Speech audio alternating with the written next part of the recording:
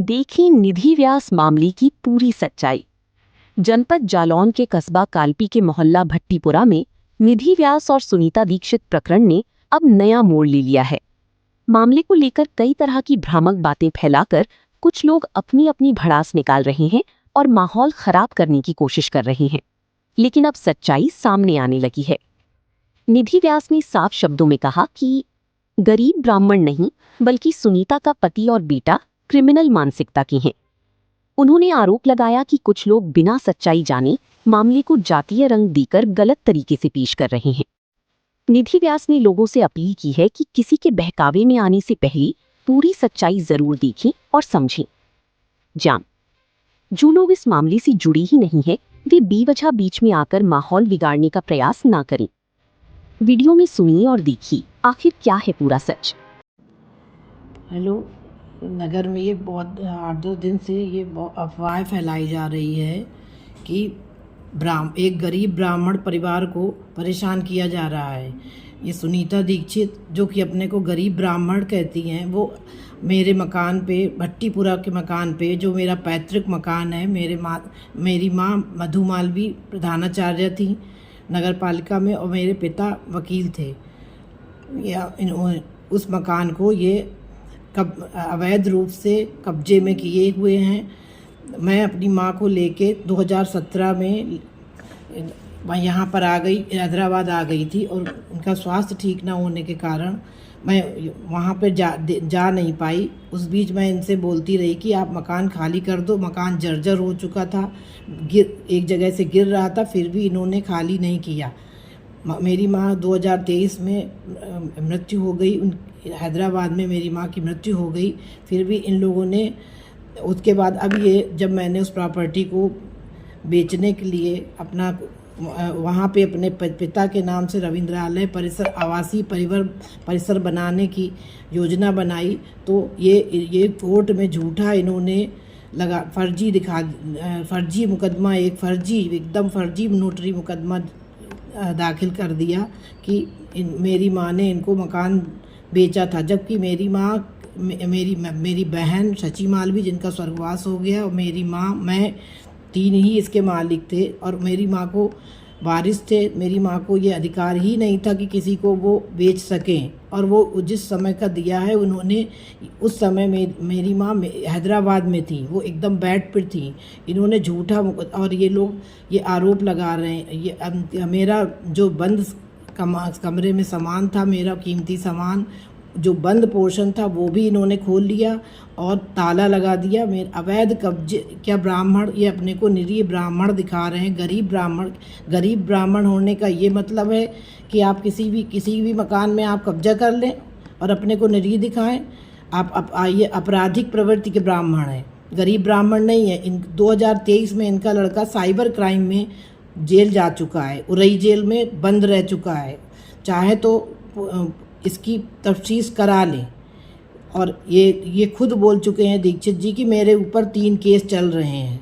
तो ये आपराधिक प्रवृत्ति के ब्राह्मण हैं कि गरीब ब्राह्मण हैं। और गरीब होने और ब्राह्मण होने से ये नहीं है कि आप किसी के मकान पे कब्जा कर लेंगे। इन्होंने मेरी 2016 से ना तो पानी जल का कर दिया है, ना बिजली का कर दिया है।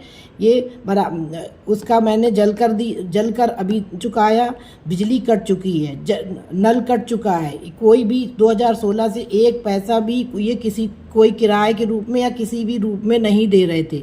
फिर ये किस बात के लिए ये मकान को कब्जा किए बैठे हैं। और मकान का और ज़मीन उससे लगी ज़मीन दोनों का नंबर अलग अलग है। चाहे तो नगर पालिका में देख लें, मकान अलग रजिस्टर्ड है, ज़मीन अलग रजिस्टर्ड है। मैं हाउस टैक्स देती हूँ, दोनों का अलग अलग देती हूँ। तो ज़मीन में मैं जो कार्य करा रही हूँ उस पर ये विवाद कर रहे हैं। ये लोग समय समय पर ये लोग विवाद करते रहते हैं और परेशान कर रहे हैं। मैंने नीलाभ शुक्ला, मनोज पांडे को अपने पिता के नाम से रविंद्रालय आवासीय परिसर बनाने के लिए वहाँ काम करने की अनुमति दी, काम कराने की अनुमति दी। और जो काम कर रहे हैं मजदूर, उनको भी ये लोग काम नहीं करने देते, पत्थर फेंक रहे हैं।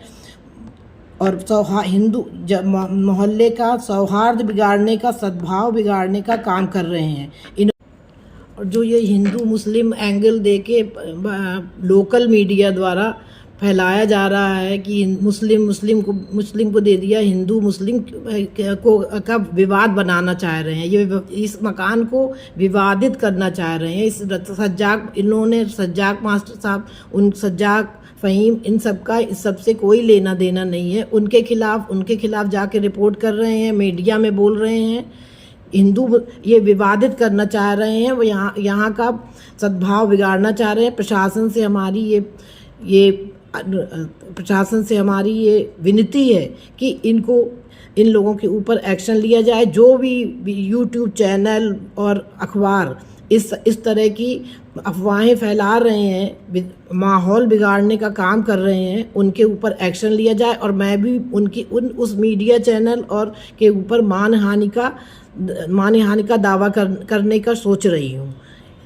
और जहाँ तक धर्म का सवाल है, तो मैं भी ब्राह्मण हूँ, सनातन हिंदू ब्राह्मण हूँ, लेकिन मैं इस विषय में नहीं जाना चाहती। सामने मस्जिद है, कई बार लोगों ने हमसे शिकायत की कि ये मकान गिरेगा तो मस्जिद को भी क्षति पहुंच सकती है। निकलने वाला, गली से निकलने वाला ना हिंदू है ना मुसलमान है, वो हर कोई है। वो को ये मकान कभी भी क्षति पहुंचा सकता है, जिसको कि मैं कई नगर पालिका से, प्रशासन से, एसडीएम से, उरई डीएम से, सबको मैं प्रार्थना कर चुकी हूँ कि उसको गिराया जाए, किसी तरह मुझे गिराने की अनुमति दी जाए। ये लोग उसको भी नहीं, ये लोग उस मकान में अवैध रूप से रह रहे हैं, ना ही उसका कुछ को गिराने दे रहे हैं। तो वहाँ निकलने वाले कई बार मुझे फ़ोन आ चुके हैं। यहाँ मैं हैदराबाद में रहती हूँ, मानसिक रूप से ये लोग मुझे परेशान कर रहे हैं।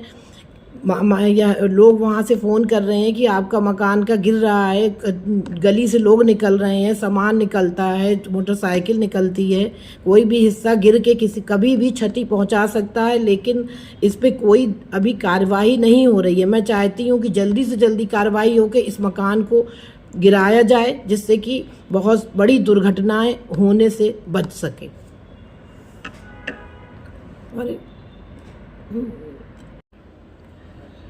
एक बात मैं और बताना चाहती हूँ, यहाँ मैं हैदराबाद में मेरे पास इस तरह से प्रेशर बनाया जा रहा है, वहाँ से फ़ोन करवा के कि मेरे मकान की रजिस्ट्री मेरे नाम कर दो तो केस वापस ले लेंगे।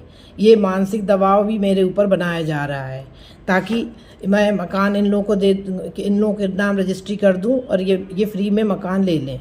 तो मैं इस तरह के कोई भी दबाव व प्रभाव में आने वाली नहीं हूँ। मैं कोर्ट का पूरा सम्मान करती हूँ, जो भी कोर्ट का फैसला होगा मैं पूरा कोर्ट के साथ हूँ, क्योंकि इनका बिल्कुल फर्जी इन्होंने कागज़ लगाए हैं, फर्जी कागज़ लगाए। चाहे तो कोई भी जाके तफ्तीश कर सकता है, इनका एकदम फर्जी कागज़ इन्होंने लगाया हुआ है।